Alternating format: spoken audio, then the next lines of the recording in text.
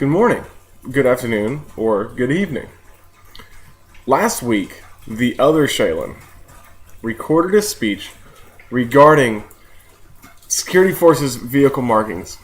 He talked about why we needed to obtain a waiver for these new graphic designs and that it was imperative for officer safety. Well, he is very, very wrong. And I'll prove it to you by explaining the purpose of the current policy, the financial reasons for maintaining the current policy, and finally, my favorite, the other Shalen's twisted motivation behind pushing this policy change. I'll start by explaining why the current policy is in place and its importance, even though the other Shalen failed to mention it at all. The current policy is Technical Order 36-1-191. That covers all vehicles in our care. Why does that apply to us? Well, because the Air Force doesn't actually own any vehicles.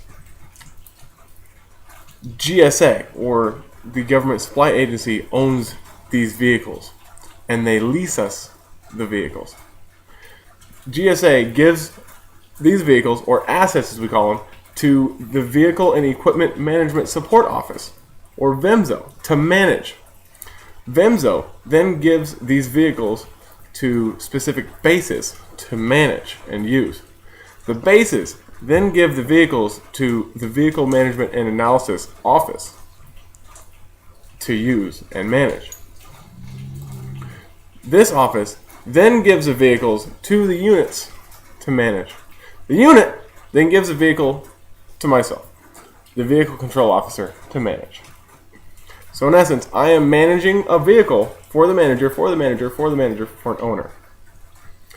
That being said, and keeping that in mind, it is my duty and the unit's duty to follow the technical order outlined in keeping these vehicles as they're supposed to be. The reason the technical order is so precise in its regulations on marking vehicles is that all vehicles, especially security forces vehicles, need to be the same. They need to have unity in design. Because any vehicle or asset needs to be able to be taken from one base and put to another base anywhere in the world and be exactly the same. For example, if all of the cars at a different Air Force base stopped working, got blown up, if there was an attack on base, and they needed security forces response vehicles, they could take any number of my vehicles, or the vehicles that I manage, get put on a plane, and they could have them tomorrow. They would be marked the same, they would be set up the same, so there'd be no confusion. That's why this technical order is important. Now that you know the truth behind this policy and its importance to the Air Force's mission, I'll inform you why the new design would be a fiscal disaster. Let's do some compare and contrasting. The policy we have in place now, which for marking is the shield on the door and the sticker above the rear wheel well. This marking costs approximately $100 for each vehicle initial cost. The initial cost for the new graphic design is $700 each.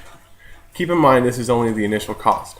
Security Forces members have a tendency to get in a lot of vehicle accidents, causing quite a bit of body damage to these vehicles. To replace the graphics as they are now with the old policy, it's very inexpensive. $25 for a new sticker. Now, to replace the graphics on an entire section of body that gets damaged in an accident is much more pricey. We have, in theory, thousands of dollars over the vehicle's lifespan could be wasted on graphics alone.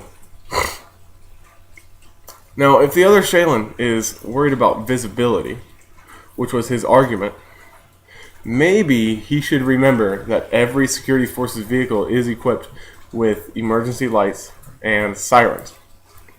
Okay, first we talked about the importance of the policy in place. Then the fiscal disaster of changing it. Finally, I get to share with you the other Shalen's twisted motivation behind pushing for this policy change. He already did it. Yes. Under heavy pressure from his leadership to make his vehicles look more professional, he broke down and had 2 brand new trucks decaled with this new design, spending $1,400 making it happen.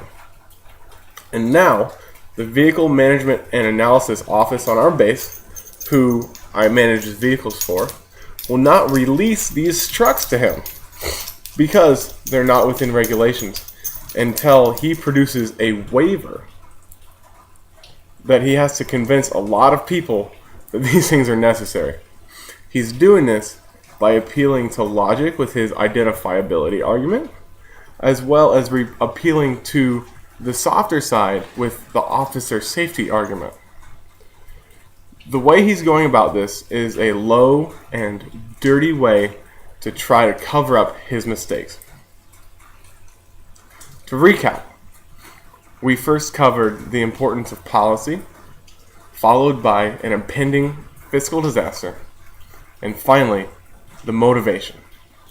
Remember, sometimes the best sounding ideas could merely be a twist on the dirty reality. Don't be fooled by a silver tongue.